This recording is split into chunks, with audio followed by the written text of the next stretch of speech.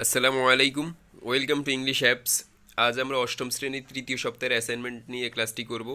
অর্থাৎ অষ্টম শ্রেণীর তৃতীয় সপ্তাহের কৃষি শিক্ষা বিষয়ের অ্যাসাইনমেন্টের সিলেবাস এবং হচ্ছে একটি নমুনা উত্তর দিয়ে দেখাবো কিভাবে একটি সুন্দর নির্ভুল অ্যাসাইনমেন্ট করতে হয়।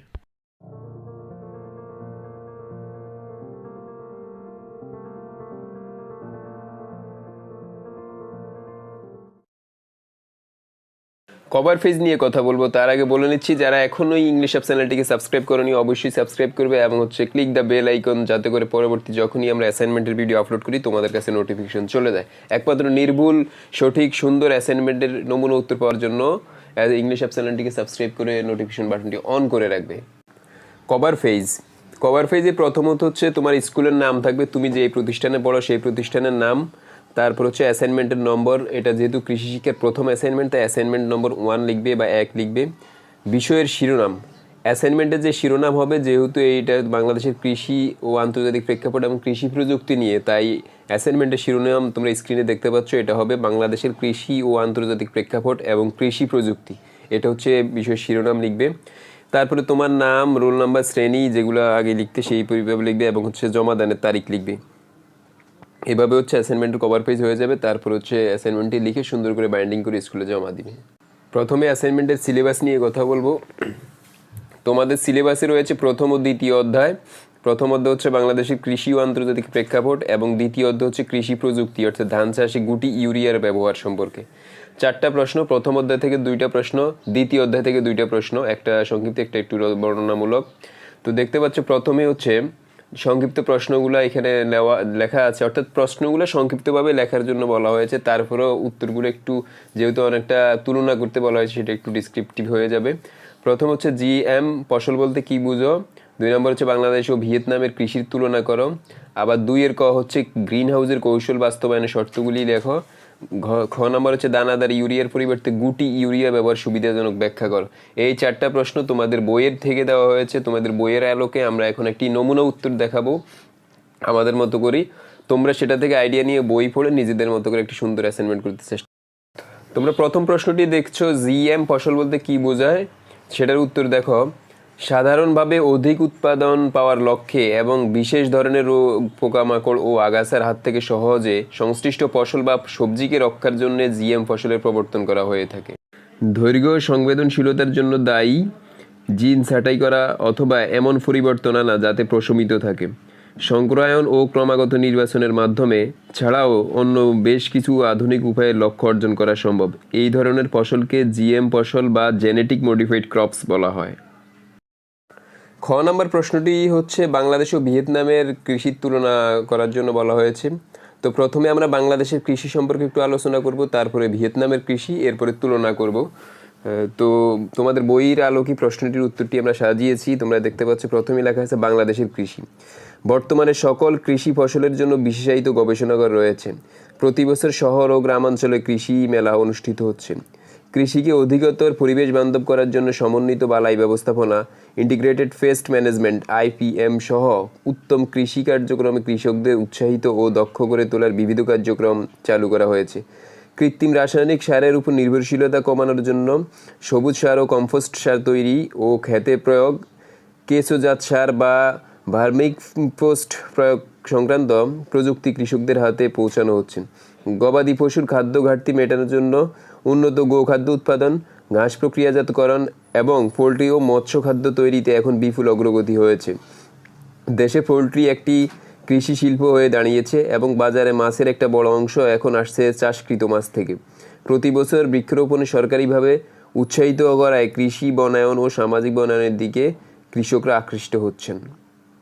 এটা হচ্ছে বাংলাদেশের কৃষি সম্পর্কে আমরা একটা ধারণা দিলাম। এরপরে আমরা ভিয়েতনামের কৃষির সম্পর্কে একটু আলোচনা করব, তারপরে তুলনাটা দিব।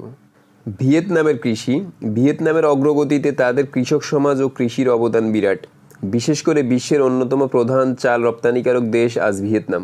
কৃষি প্রযুক্তি বিকাশে গত কয়েক বছরে এদের সাফল্য বিস্ময়কর। ওদের কাছে আমাদের শেখার রয়েছে অনেক কিছু। এই হচ্ছে ভিয়েতনামের কৃষি সম্পর্কে একটু হালকা ধারণা দিলাম। এখন আমরা বাংলাদেশ ও ভিয়েতনামের কৃষির তুলনা করব। বাংলাদেশ ও ভিয়েতনামের কৃষিতে বেশ মিল ধান উৎপাদনে। তবে এই ক্ষেত্রে দৃশ্যত ভিয়েতনামের কৃষকদের অগ্রগতি বাংলাদেশের চেয়ে দ্রুত হয়েছে।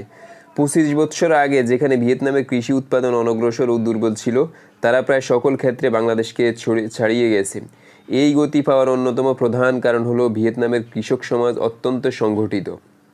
ভিয়েতনামের কৃষি সমবায় সংগঠনগুলো অত্যন্ত শক্তিশালী ও সৃজনশীল। সেখানকার সকল কৃষক কোনো না কোনো সমবায় সংগঠনের সাথে যুক্ত। কৃষি সমবায় সংগঠনগুলো এত শক্তিশালী যে এরা স্থানীয় সরকারের বাৎসরিক ব্যয়ের অন্তত 50% যোগান দিয়ে থাকে। স্থানীয় কৃষি গবেষণা ও কৃষি সম্প্রসারণের প্রতিষ্ঠানগুলোকেও তারা আর্থিক সহায়তা দেয়। এই সকল সংগঠন ও কৃষিনীতি ও কর্মপদ্ধতি নির্ধারণে ভূমিকা রাখে।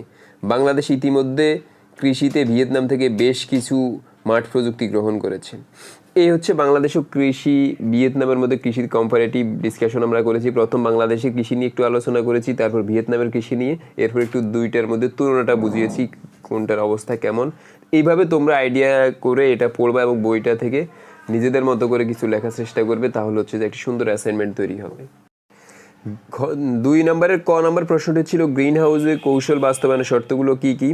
তো আমরা সেখানে অ্যাসাইনমেন্ট ক্রাইটেরিয়ার মধ্যে লিখেছি ন্যূনতম 2টি শর্ত লেখার জন্য। তো আমরা 2টি শর্ত লিখলাম। 1 নম্বর হচ্ছে ফসলের পরিবেশ ও পুষ্টি সম্পর্কে বিস্তারিত তথ্য জানা, অর্থাৎ ফসলের পরিবেশ ও পুষ্টি সম্পর্কে আমাদের বিস্তারিত তথ্য জানতে হবে। 2 নম্বর হচ্ছে প্রয়োজনীয় পরিবেশ সৃষ্টি ও পুষ্টি সরবরাহের যান্ত্রিক ব্যবস্থাপনা, স্থাপন ও পরিচালনা কার্যক্রম সম্পর্কে আমাদেরকে জানতে হবে। এই 2টা যদি শর্ত ফিল আপ হয় তাহলে গ্রিন হাউস কৌশল বাস্তবায়ন পূর্ণ হবে। 2 খ নম্বর প্রশ্নটি ছিল দানাদার সারের পরিবর্তে গুটি ইউরিয়া সার সুবিধাজনক কেন, সেই সম্পর্কে লেখার জন্য বলা হয়েছে। তো আমরা প্রথমেই গুটি ইউরিয়া সারের পরিচয় সম্পর্কে আলোচনা করব। ধান চাষে অনেক সার ব্যবহার করা হয়, এর মধ্যে নাইট্রোজেন সম্বলিত ইউরিয়া প্রধান। দানাদার ইউরিয়া সারের সাশ্রয়ী ব্যবহারের জন্য মেশিনের সাহায্যে এটাকে গুটি ইউরিয়ায় রূপান্তর করা হয়েছে। গুটি ইউরিয়া সারের প্রয়োজনীয়তা। প্রচলিত দানাদার ইউরিয়া ব্যবহারের অসুবিধা থেকেই গুটি ইউরিয়া ব্যবহারের প্রয়োজন দেখা দিয়েছে। তাই এখানে প্রথমে প্রচলিত দানাদার ইউরিয়ার সুবিধা অসুবিধা আলোচনা করা হলো, পরে এটি গুটি ইউরিয়া সারের সুবিধা অসুবিধা তুলে ধরা হবে। অর্থাৎ প্রথমে আমরা দানাদার ইউরিয়া সারের সুবিধাগুলো কী কী এবং অসুবিধাগুলো কী কী সেটা লিখব, এরপরে গুটি ইউরিয়ার প্রয়োজনীয়তা সম্পর্কে আলোচনা করব। তো দানাদার ইউরিয়া সারের সুবিধা কী কী? এটি প্রয়োগ করা খুব সহজ, প্রয়োগের সময় ও শ্রম কম লাগে, গাছের মূল বা শিকড় ক্ষতিগ্রস্ত হয় না, বাজারে সহজলভ্য। এই পয়েন্ট আকারে তোমরা লিখে দিবে যে দানাদার ইউরিয়া সারগুলো সুবিধাগুলো এই কারণে সুবিধাজনক। দানাদার ইউরিয়া ব্যবহারের অসুবিধাগুলো কি কি? 1 নম্বরে দানাদার ইউরিয়া কিস্তিতে কয়েকবার প্রয়োগ করতে হয়। এই সার অর্থাৎ কিস্তিতে কয়েকবার প্রয়োগ করতে হয়, যার কারণে একটা বড় ধরনের অসুবিধা হয়। 2 নম্বর হচ্ছে এই সার পানিতে দ্রুত মিশে গলে এবং সুইয়ে মাটির নিচে গাছের শিকড় অঞ্চলের বাইরে চলে যায়। 3 নম্বর হচ্ছে বৃষ্টি বা সেচের পানির সাথে এই সার সহজেই ক্ষেত হতে বের হয়ে যায়। 4 নম্বর হচ্ছে এই সার ব্যবহারে অপচয় এবং খরচ বেশি হয়। তাই হচ্ছে দানাদার ইউরিয়া সারের অনেক অসুবিধা রয়েছে। এখন আমরা গুটি ইউরিয়া সার কেন প্রয়োজন সেটা সম্পর্কে আলোচনা করব। গুটি ইউরিয়া সারের সুবিধা। গুটি ইউরিয়া ফসলের এক মৌসুমে একবার ব্যবহার করা হয়। গুটি ইউরিয়ার ব্যবহারে 20-30 ভাগ নাইট্রোজেনের সাশ্রয় হয়।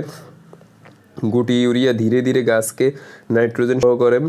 গুটি ইউরিয়া ব্যবহারের ফলে ফলন 15 থেকে 20 ভাগ বৃদ্ধি পায়।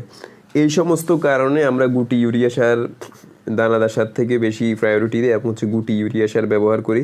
উপরোক্ত তথ্যের আলোকে বলা যায় দানাদার ইউরিয়া পরিবর্তে গুটি ইউরিয়ার ব্যবহার করা সুবিধাজনক। এইভাবে হচ্ছে তোমরা 2টার কম্পারেটিভ ডিসকাশন করে তোমরা কেন গুটি ইউরিয়া সারটি বেশি সুবিধাজনক সেই সম্পর্কে লিখবে, তাহলে হচ্ছে যে আশা করি অনেক বেশি ভালো মার্কস পাবে। এটা হচ্ছে তোমাদের কৃষি শিক্ষার অ্যাসাইনমেন্ট নিয়ে আমাদের করা একটি নমুনা উত্তর। আশা করি তোমরা বিষয়টা বুঝতে পেরেছো। এটা থেকে আইডিয়া নিয়ে বইটা পড়ে তোমরা নিজেদের মতো করে একটি সুন্দর অ্যাসাইনমেন্ট করার চেষ্টা করবে। আর পরবর্তী অ্যাসাইনমেন্টগুলো সবার আগে নির্ভুল উত্তর পাওয়ার জন্য অবশ্যই ইংলিশ অ্যাপ চ্যানেলটিকে সাবস্ক্রাইব করবে এবং নোটিফিকেশন বাটনটি অন করে রাখবে, যাতে করে যখনই আমরা অ্যাসাইনমেন্টের ভিডিও আপলোড করি তোমাদের কাছে পৌঁছে যায়।